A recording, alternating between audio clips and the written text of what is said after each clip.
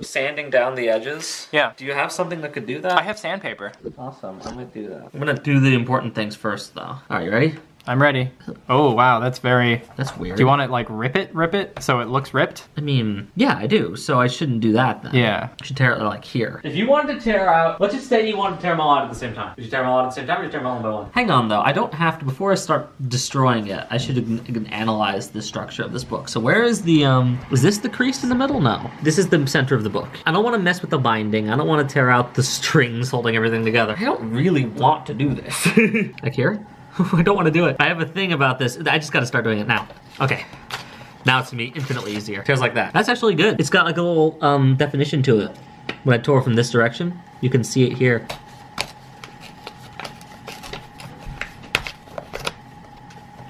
Whoa, that's intense. Should I just do that like 3 more times maybe? Yeah, I guess. I would never do this to a book. Ever. I mean, a book I wasn't this. Especially if I wanted to save these pages I was tearing out. So obviously, the person who tore out these pages did not want to save them. We could practice burning them to see what it looks like. Yes, good idea. Keep the binding from coming out. It's like someone ate it. Maybe that's what happened. That's how inspiration strikes.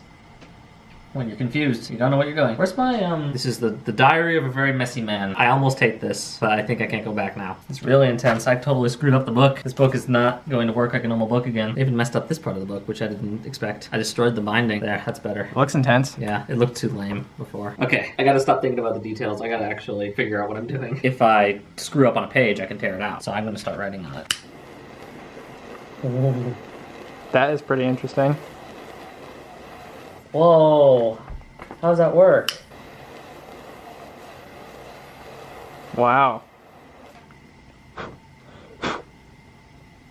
Now that is actually pretty dang awesome. It does actually smell quite nice. That was big. Yeah, I probably want to open a Window. something. Good thing we don't have smoke alarms.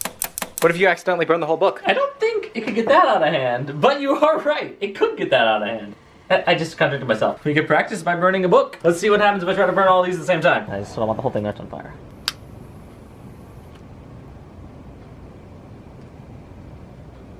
See, that works. That's what you need to be careful about there. But this is cool. Let's see what happens when this, when you kick out some of the dust here. Oh, wait, hold on, just a tad. No sense kicking embers into the woods. If you breathe on it, wait, don't you have to, you don't exhale oxygen. Can I? I shouldn't have done that. That was stupid. I should burn it right before I show it. I could bring this with me and burn it right before I demonstrate it. That way it's still glowing. Yeah, but look at all this smoke. It's a bad idea. Because in art, you have to do stupid things. That's what I'm learning. Something's happening. Is it coming off? Yep. I don't really understand any of the stuff I'm writing down, but I'm roughly going through the steps it has here. Scattering of gravitons. I mean, it's somewhat similar to what we did in 129, but I didn't really get that, and this is different because it's weirder. Yeah, it looks like 129. It is, yeah, there's a lot of weird crap. But luckily, it's not real, so I don't have to actually do it. What's this? This is my homework. I just wanted to look at how I did stuff like this. No, I wrote all this just now to put it in the book. What are you doing? He's doing a cool thing. It's hammer time. What are you doing? Stop it. Yes, stop. Hammer time. This is genuine American hickory, apparently. Kobayashi? Maru? Cobalt. I see Japan in all things. From 82 to 4,251. I'm writing numbers. Lots of numbers. Hi. Jake. Palimpsest. It's verb day. Yeah, I figured out a way that I could use it. Because I was like, geez, there's so many numbers here. I wish there weren't so many numbers. I can just fill up the page with numbers, then erase that, and write things on top of that. He doesn't need these long term. I'm gonna erase some of this and write stuff over it. I just need to think before I keep going. What are all those numbers? He's searching. For what? I don't know. Scanning frequencies. My goal in this was to subvert some of the stuff we learned in MISC games. Because in MISC games, journals use very specific exposition tools. Whereas in real life, people don't always write things that easy for other people to read. Which is what this is supposed to be. Only things he ever writes are tiny little things like 10 turbine and handle this back and forth, back and forth, back and forth, hold together, fix rods. Notes for himself, not notes for anyone else. Induction's actually less like that. I'm remembering Revelation right now. The notebooks left by the brothers are very much just catalogs of what happened. People take journals like that. It's true. I'm just avoiding writing a diary is what it is. Because also, yes, they do make documents that are more like this. And they have diaries. So really I shouldn't insult this because I love it. I'd say that I'm just trying to not make a diary and I succeeded. This is not a diary. I don't need to decide which corner they're burning. Also it mentions the coolant. It says coolant, not cool. Add more vents. Looks like there's coolant problems there. Is this his? No, I would not say it is. He writes in English. Oh, this is the manual for it. He doesn't know what a lot of the stuff in it is. Definitely doesn't know what that thing is. The stuff in here is pretty gibberish because it doesn't have anything to do with anything really. But it's covered up anyways, so it doesn't really matter. But this and this mean stuff. That is the geometry of a wormhole. That is negative energy. Energy density and pressure less than 0. And there's a note in here. It says, how does it float? I barely know his motivations, let alone things that he doesn't know. So, it has to be that. I think the font turned out really well. I didn't really have a plan except just making all the letters look roughly similar to each other. I don't think it's another language because I didn't make another language. It's really just another writing system. I think this is one of the most interesting parts of the whole thing. It's the anatomy of the creatures he's seeing. How did he figure that out? Yeah, I think he'd go one somehow. Well, he wouldn't write about that. He doesn't need to remember anything about that.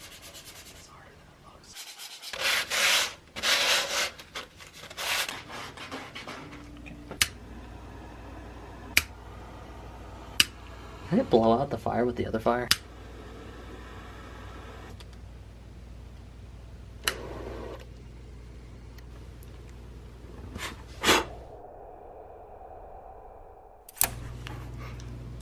There it is. What was your revelation with the book? I didn't, of course I wanted it to be vague, so I didn't settle on anything in particular. But my interpretation of this for a really long time was, as I had the wormhole equation and I have the negative energy equation, I knew that he was trying to get somewhere else. Yeah. And the way I had it set up here, I always sort of imagined that he was trapped wherever he was, which explains the increasing desperation as it goes on. But I realized something later, after I had finished it and I thought about it some more.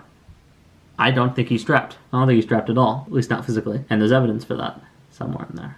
I don't remember why I drew that. I think I just thought there should be something there. It's a rowboat. It's tied up right there. It's got oars. So my thinking when I was drawing this, I was imagining him like he was trapped in this location, like he couldn't leave and he was doing this. But I don't think he is actually trapped. I think that he actually has the ability to leave this place, and whatever's driving him to these lengths is something more subtle than that he's physically trapped and needs to escape.